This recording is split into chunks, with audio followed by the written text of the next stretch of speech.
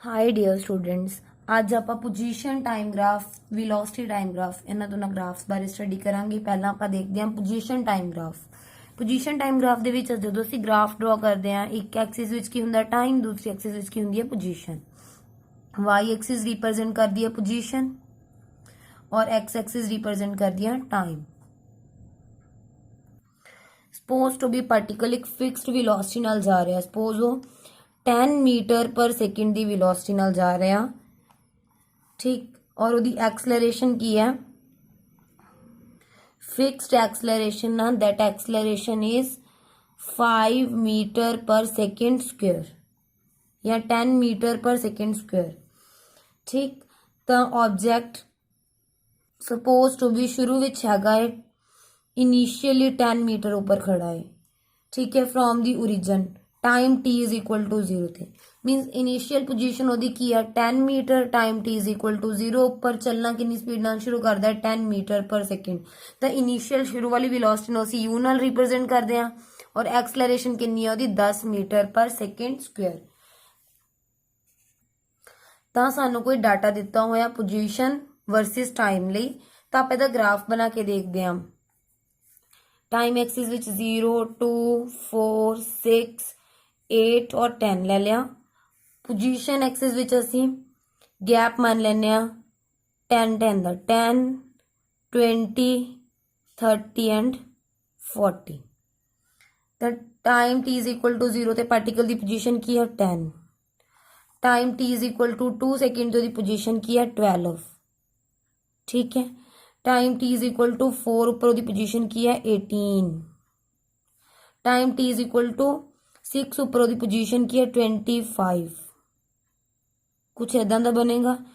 t is equal to 8 ऊपर उसकी पोजीशन की है 33, t इज इक्वल टू 10 ऊपर उसकी पोजीशन की है 40। ग्राफ कुछ इस तरह का बनया।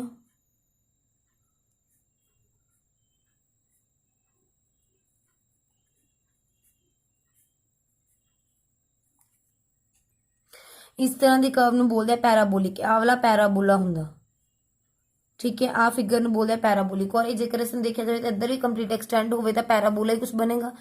तो इस तरह की कर्व नूं असीं की बोल दांगे पैराबोलिक। तो position time graph uniformly accelerated motion लई किवें दा ग्राफ बनदा parabolic graph. Position time graph आ सेकंड ग्राफ है। इस ग्राफ को रीड करके सानू की समझ आएगा, पोजीशन एक्सिस है और टाइम एक्सिस है, इट मीनस एक ही है पोजीशन टाइम ग्राफ है। ए टू बी तक की एक स्ट्रेट लाइन है, it means time t is equal to 0 तो time t is equal to t1 तक object same speed same position continue कर रहा है, मतलब रेस्ट पे पिया, मूव नहीं किया। Means time t is equal to 0 to t is equal to t1 तक की होया पार्टिकल की एट रेस्ट, ठीक है। नेक्स्ट देखते हैं b तो c तक, B तो C तक time t is equal to T1 तो T is equal to T2 तक की हो रहा है, इदा कुछ कर्व बनती पई है।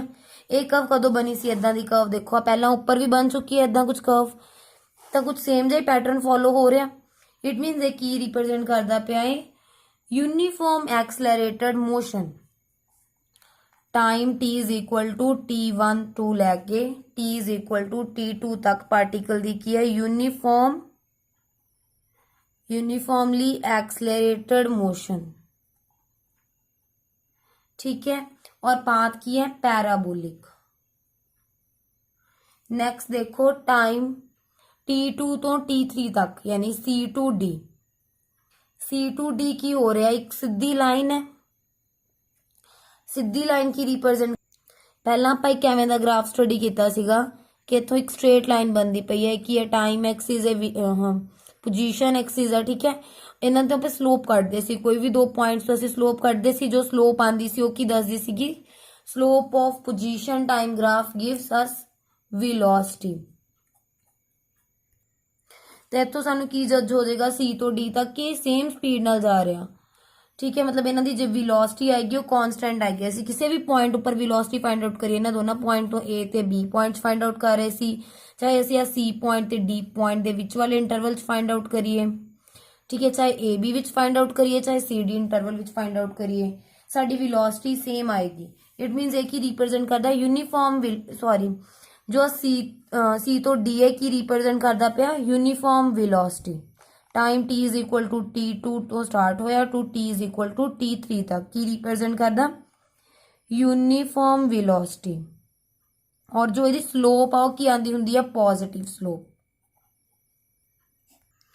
ਹੁਣ ਇੱਕ पोजीशन टाइम ग्राफ है टाइम एक्सिस और this one is position axis. ਇੱਥੇ कुछ टाइम 0 ਆ, ਇੱਥੇ t is equal to 5 second आ, t is equal to 10 seconds आ। और इस पॉइंट ते पोजीशन ਉਹਦੀ ਹੈਗੀ ਆ x इज इक्वल टू 10 और इस पॉइंट ते हैगी आ x इज इक्वल टू 20। ठीक है, ਤਾਂ ਅਸੀਂ ਆ ਦੋ ਪੁਆਇੰਟ ਚੂਜ਼ ਕੀਤੇ A ਪੁਆਇੰਟ B ਪੁਆਇੰਟ ਇਸ XT ਗ੍ਰਾਫ ਦੇ ਵਿੱਚ। XT graph means position time graph. A ਤੇ B ਪੁਆਇੰਟ ਦੋਨੋਂ ਦੇ ਕੋਰਸਪੋਂਡਿੰਗ ਅਸੀਂ X ਤੇ Y ਐਕਸਿਸ ਤੱਕ ਲਾਈਨਸ ਡਰਾ ਕਰ ਲੀਆਂ। ਇਸ A ਪੁਆਇੰਟ ਦੇ ਕੋਰਸਪੋਂਡਿੰਗ ਟਾਈਮ ਕੀ ਹੈ 5, B ਪੁਆਇੰਟ ਦੇ ਕੋਰਸਪੋਂਡਿੰਗ ਟਾਈਮ 10 ਹੈ और इत्थे position x is equal to 10 और इत्थे position x is equal to 20। तो असं स्लोप कटते हैं। स्लोप की आएगी y coordinate over x coordinate. y coordinate की है 20 माइनस 10, x कोआर्डिनेट की है 10 माइनस 5, 10 बाय 5 इट मीन्स की आ गई 2। स्लोप की आई पॉजिटिव।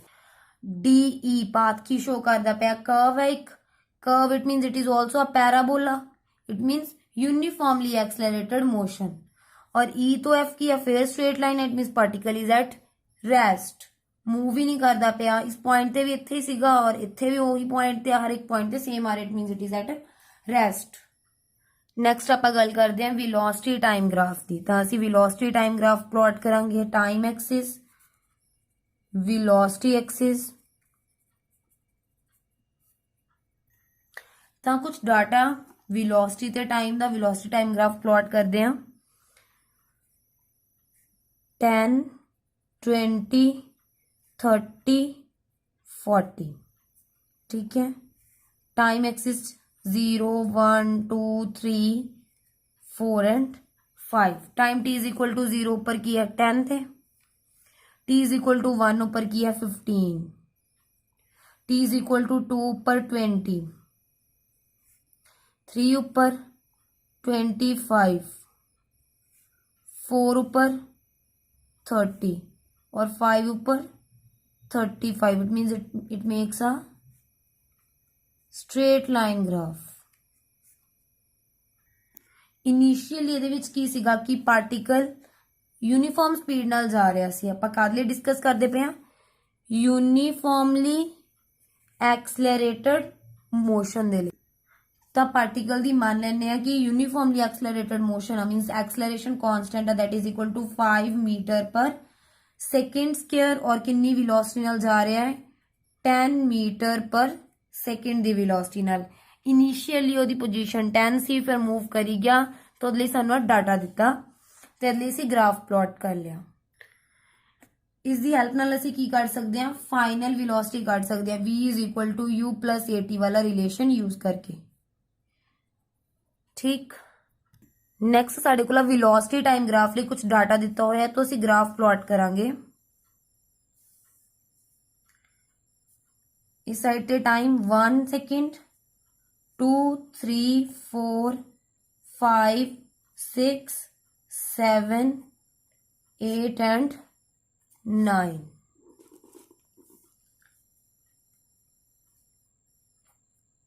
ठीक है, इस साइड से ਅਸੀਂ वेलोसिटी लवांगे किदां दा पैटर्न है 0 2 4 6। अच्छा 2 नेक्स्ट 4 6 8। ठीक है, साडे कोल की है इत्थे velocity. Time t is equal to 0 ते पार्टिकल की पोजीशन की है 0, t इज इक्वल टू 1 ते पोजीशन की पहुंची 2, 2 ते की पहुंचा वो 4 थे और 3 ते 6, 4 ते फिर 6, 5 ते अगेन 6, 6 ते अगेन 6, 7 ते अगेन 4,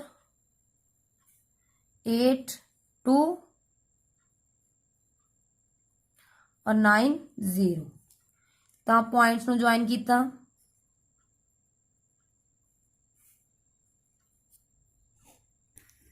ਇੱਥੋਂ ਕੀ ਸਮਝ ਆ ਰਿਹਾ, ਪਹਿਲਾ ਪਾਰਟੀਕਲ ਯੂਨੀਫਾਰਮ ਸਪੀਡ ਨਾਲ ਮੂਵ ਕਰੀ ਗਿਆ, ਫਿਰ ਕੀ ਹੋਇਆ, ਰੈਸਟ ਤੇ ਆ ਗਿਆ, ਫਿਰ ਬਾਅਦ ਵਿੱਚ ਕੀ ਹੋਇਆ, ਨੀਚੇ ਵੱਲ ਨੂੰ डाउनवर्ड मूव कर रहा।